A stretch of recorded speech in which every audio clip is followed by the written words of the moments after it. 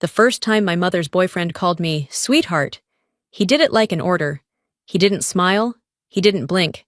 He just leaned back in my father's old chair and said, "Around here, I give the orders."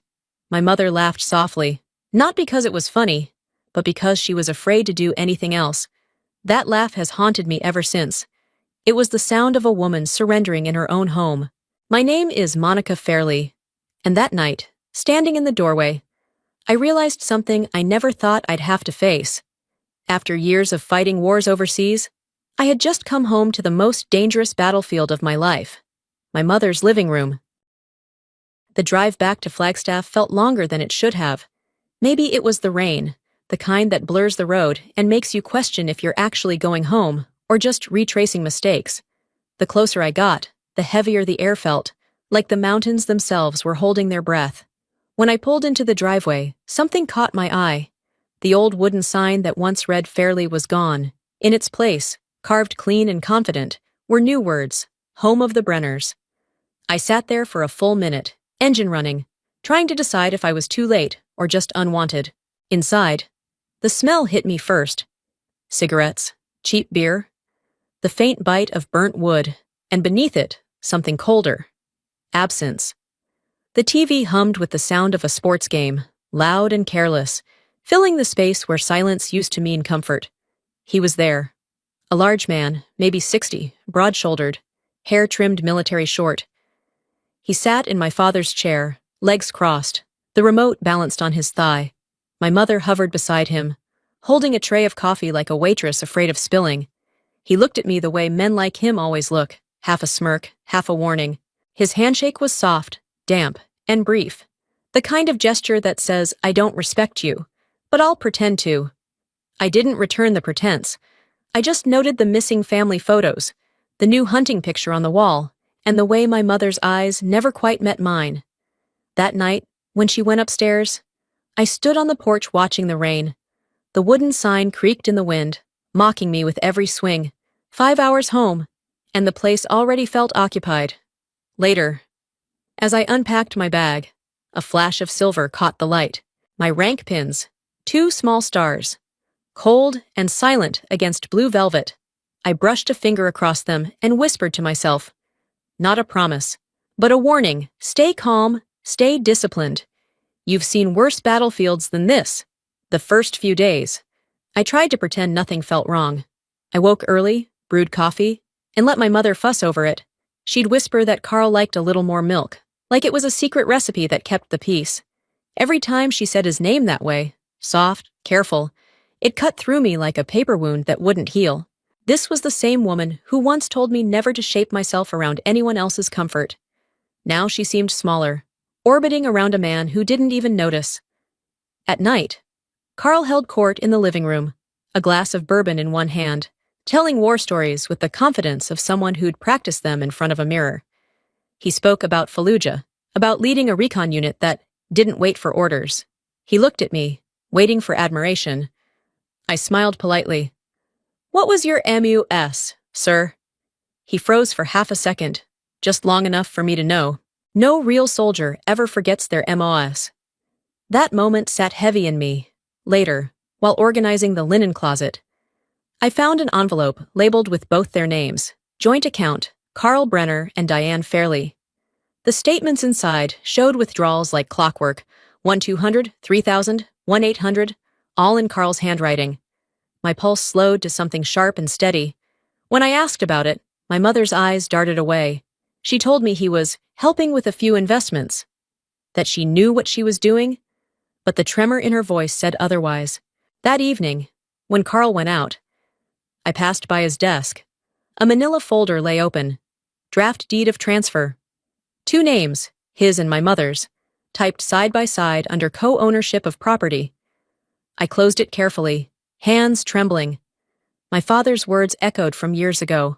This house belongs to the 2 women of my life, and now another man was trying to carve his name into what was left of him. I stepped outside. The wind came down from the mountain, sharp and cold, slicing the night air. The wooden porch creaked beneath me, the same one my father built. I realized then this house wasn't just a home, it was a border, and I was standing on the edge of an invasion. Carl decided to host what he called a proper dinner, military style. He set the table himself, made sure his plate was at the head, my father's old seat. The first thing he said when we sat down wasn't grace, but a command. In this house, we eat when I say dinner's ready.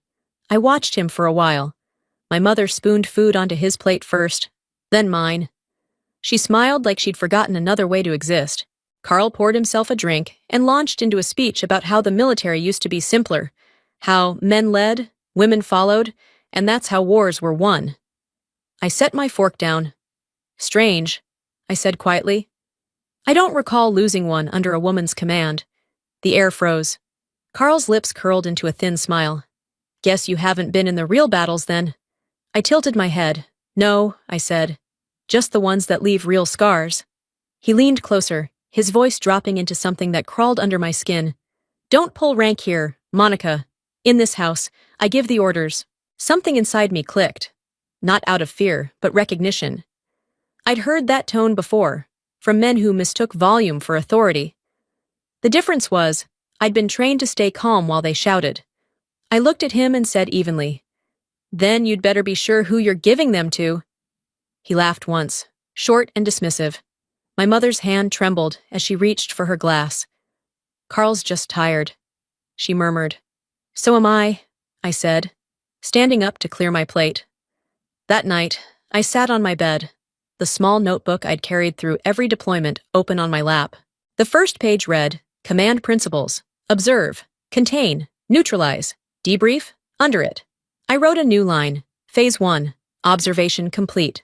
I was about to close the notebook when a sound below made me freeze. I crept halfway down the stairs.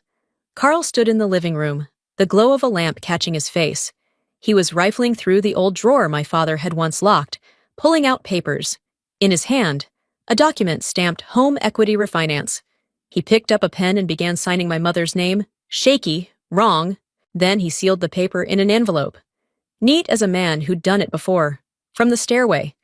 I gripped the railing so tightly it burned my palm. That's how he gave his orders, not by speaking them, but by erasing the people who once had a name in this house. And that night, watching him disappear into the dark hallway, I knew the war had begun. I'd spent years learning to read a battlefield without words, and now the small wooden house in Flagstaff had become one. Every detail carried meaning. My mother's lowered voice, her sudden habit of locking drawers, old documents vanishing, the wary glance Carl threw my way whenever I crossed the hall, as if I were trespassing on enemy ground. I began keeping notes, time, date, behavior, tone, every interaction logged in precise handwriting.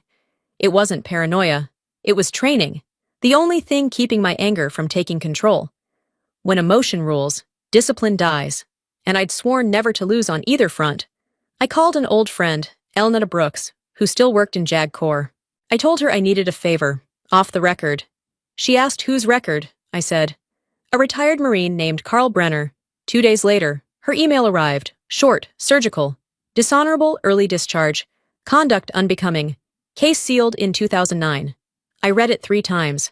My hands felt steady, but my heart didn't. Carl had told my mother he retired with honors. The truth was uglier. He'd been discharged for moral misconduct, harassment, intimidation, and misuse of authority. I downloaded the old disciplinary report.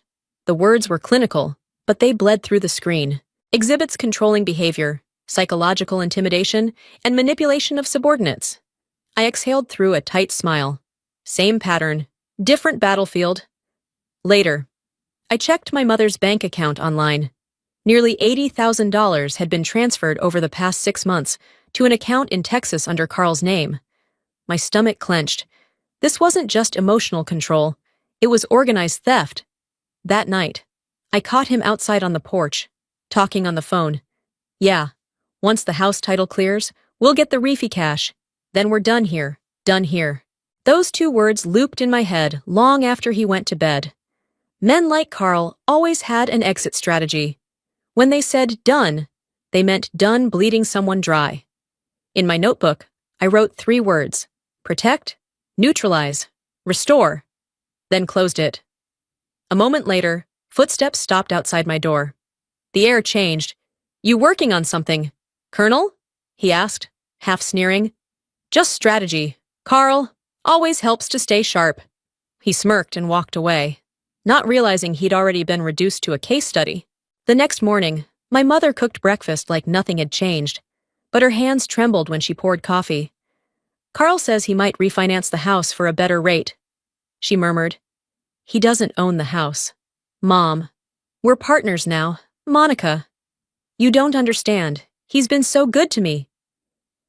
The words felt rehearsed, as if she'd practiced them to sound convincing. She wasn't naive.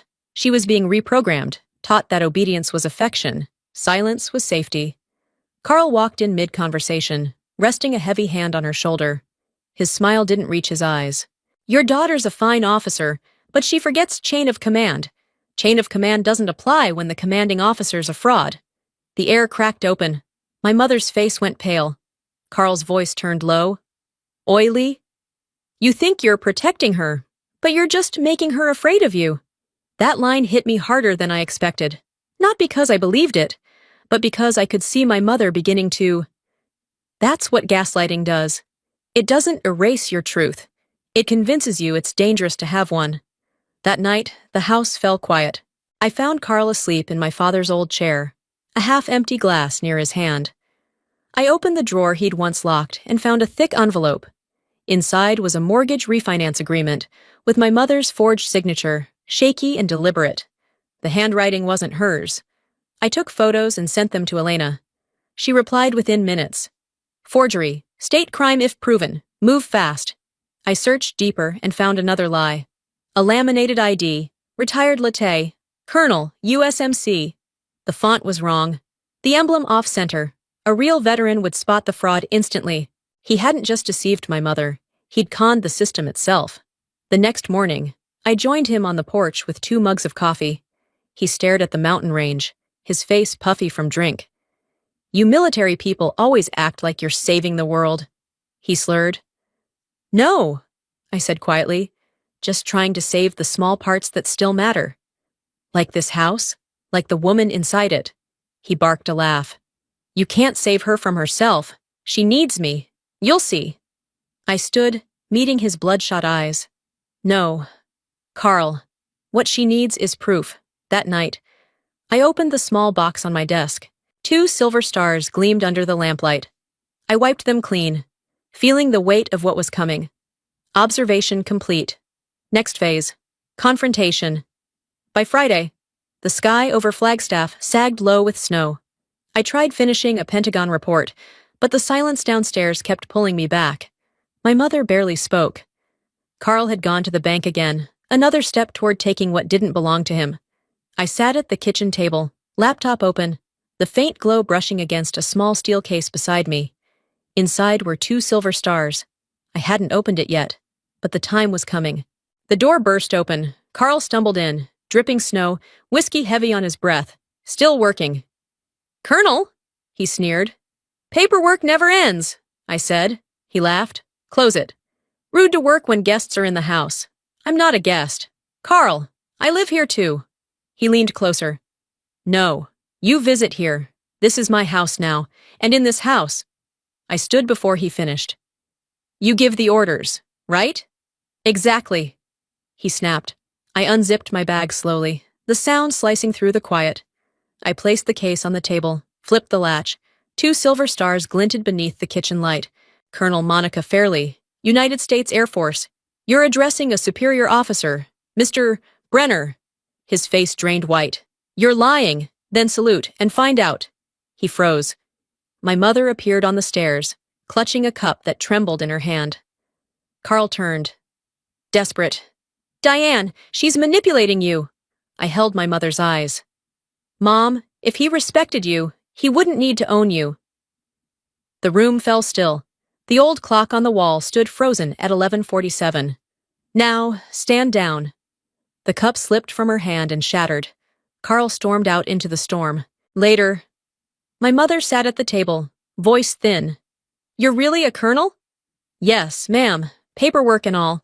I handed her the folder, his forged documents, the bank records, the lies. She whispered. He said he was fixing the roof. That's how men like him work. They make you feel safe, then take what's left when you stop watching. The door burst open again. Carl stood there, face red with fury. You went through my things? No. I went through my mother's. You don't get to tell me what to do in this house. Correction, this is her house, and she just got her voice back. My mother stood. Carl, I want you out. He froze, pulled an old pistol, shouting. You think you can humiliate me? Put it down. You don't scare me. I don't need to. I moved in, twisted his wrist, sent the gun skidding across the floor. You lost your right to command the day you lied about who you were. My mother's voice broke the silence. I'd rather be alone than be told what to do in my own home. Carl lowered his head, took his coat, and vanished into the snow. I held my mother close. It's over. I said. No, she whispered. It's finally beginning. And then, from the wall, tick, tick. The clock that had been dead for years began to move again. By morning, the snow had stopped. The house was wrapped in a silence that didn't feel like fear anymore. It felt like the pause that comes after an explosion, when the air is still heavy, but finally clean. I stepped onto the porch.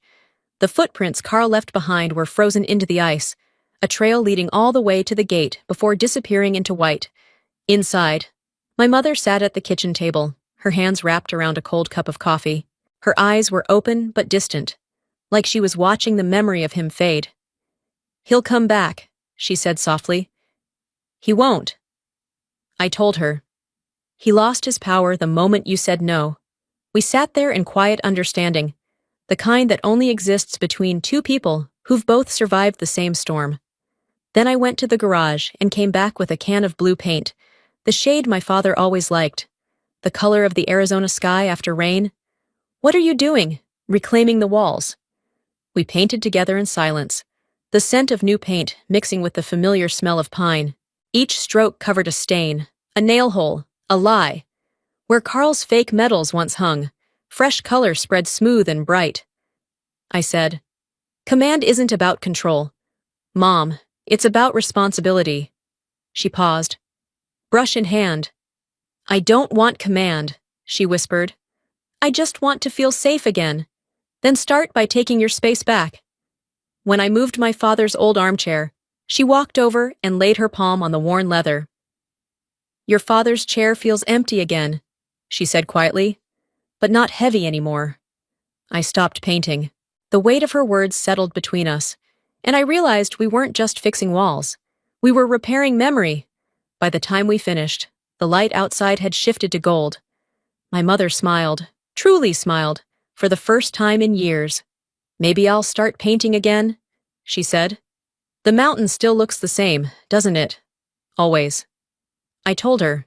It just needed sunlight. I knew the fight in Flagstaff wasn't entirely over. People like Carl don't disappear easily. But if he ever came back, he wouldn't find the same woman waiting. And for the first time since I'd returned home, the house finally felt like it belonged to us again. 2 weeks later, I was at Andrews when General Delaney called. Colonel Fairley. One of our teams just flagged a retired colonel taking donations at the Tucson Air Show. What's the name? Brenner. Carl Brenner. Bring military police and cameras. I said. I drove through the night.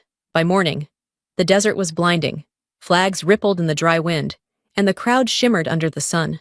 In the middle of it all stood Carl, wearing a Marine uniform, chest covered in plastic medals, shouting into a microphone.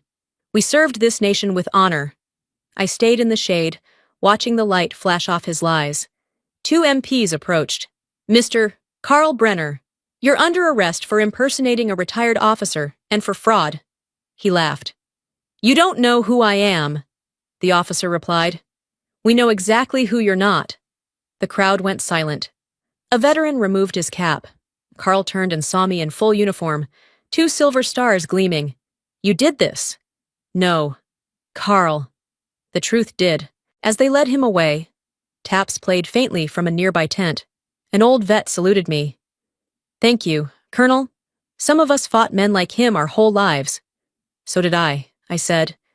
Just not always in uniform. 3 months later, I sat in my Pentagon office, sunlight spilling across the framed photo on the wall. My mother stood in the center of a group of older women, smiling wide, paintbrush in hand. Behind them, The San Francisco peaks stretched across the horizon in soft blue. Her happiness looked effortless, and for once, it didn't make me ache. She sent me postcards every week. The latest one leaned against my keyboard. Driving to Santa Fe with the girls. Don't worry, checked the tires myself. Love, Mom. I laughed quietly. Inside that laughter was a piece I hadn't realized I'd been missing. For years I thought calm was weakness, that stillness meant I wasn't doing enough. But now, watching her rebuild her life, I understood that strength doesn't always need a battlefield. I opened my journal and wrote the final line. Authority isn't about who gives the orders, it's about who earns the right to be heard. On the wall hung two things side by side. My box of insignia and one of her new paintings, an ocean of Arizona sky, titled Freedom's Color, Discipline and Freedom, Structure and Grace, finally, balanced. I looked out the window as a jet sliced clean through the clouds, leaving a thin white trail against the blue. Blue skies. Mom, I whispered. Mission accomplished.